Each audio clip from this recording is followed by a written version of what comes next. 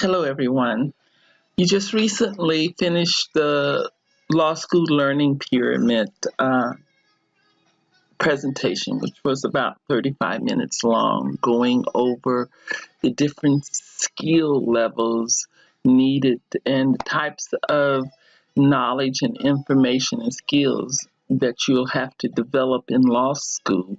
This is a short memo to try to put those skills in relationship to what it will take to pass the bar and what it will take to pass law school. Again, this is based on Michael Josephson's Grading and Evaluations in Law School from 1983. So, knowledge, understanding, issue spotting, problem solving, judgment, and synthesis are the different skill levels that you will need to develop to be a good attorney. You can be to be an excellent attorney. You can be a good attorney, sort of a practical attorney, without having synthesis and judgment. And in fact, I think many attorneys don't have synthesis and judgment. But you can't be a good attorney without issue spotting and problem solving. So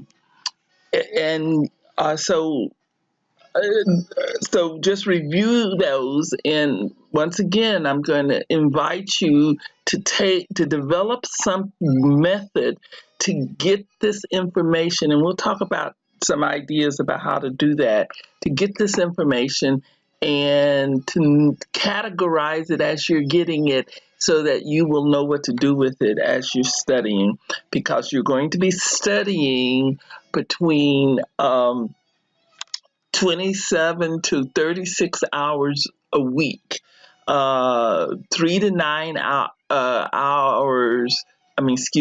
to 4 hours per credit hour of study is what you're going to have to find.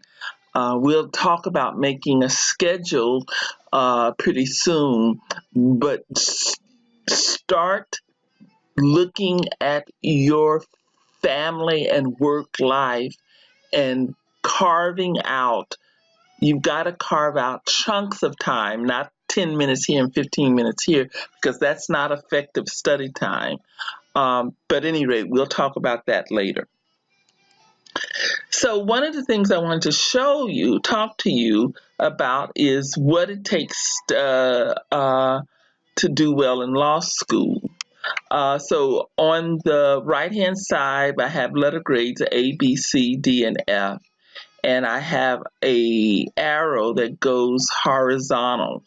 The arrow horizontal is to go to show you the progression of the skills. There's an arrow going vertical, and that shows you where I believe you have to be in order to get a C or better in law school.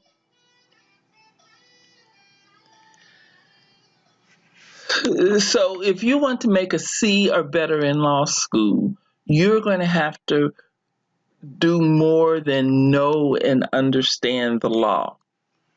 If that's all you do is know and understand the law, you won't pass. And over the years, I can't tell you how many students who will come in and say, I don't know why I got a D on this exam. I had the right conclusion, is what they usually say. And so I had to have the right law. And in fact, if you just read the exam for the level of knowledge, they were decent in terms of their level of knowledge and decent in terms of their level of understanding. But They either had below average exam writing skills and hypothetical writing skills, and I shouldn't call them exam writing skills because that implies that they're only useful in exams. In fact, we believe that the base hypothetical is the foundation of all legal writing, and that if you get that base hypothetical foundation down good, then you spread out into problem writing, answers to problems, memos, briefs, all become easier to write. But for the exams, for law school exams, you have to have good issue spotting skills, and you have to have good law hypothetical exam writing skills, hypothetical writing skills. Those are not going to be taught as directly as you would like, and you're going to have to do a lot on your own to develop those skills. Some of it is taught in classes, but a lot of it is things that you have to develop on your own. Think of it like if you think of issue spotting like playing the piano. Just because you go to class and go to your teacher's class and you get on a piano in your teacher's class for an hour, okay?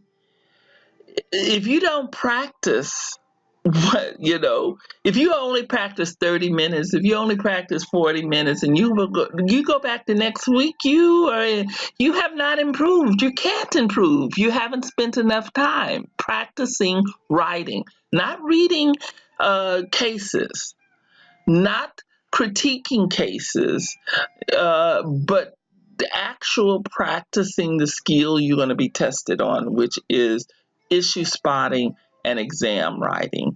And so you have to get you're going to have to work on that. We will provide a format for you to be able to do a lot of that work in this class, and we hope to integrate well with contracts and torts. But you need to know that the approach that you take in this class is an approach that you have to learn and implement independent of this class when you get in other classes, when you study for the baby bar, and when you study for the bar.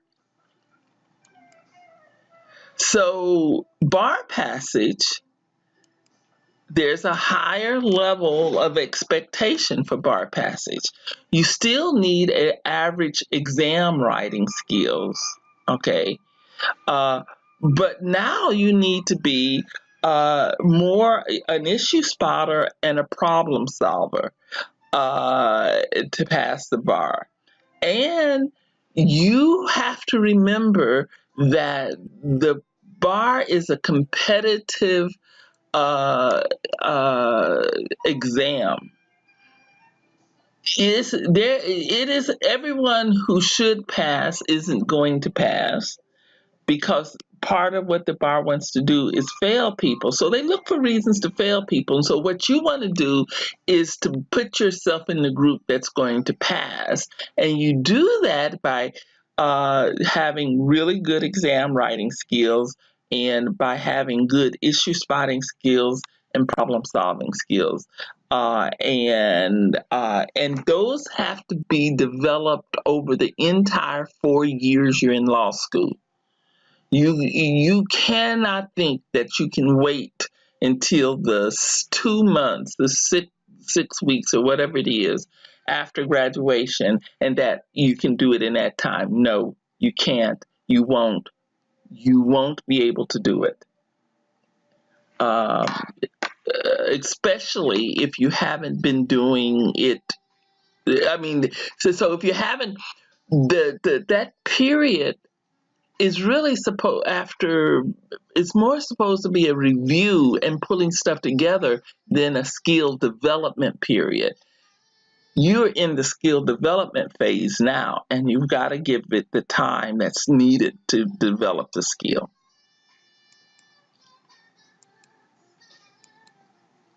So, just to refresh, you're going to work on gaining the knowledge as outlined in the other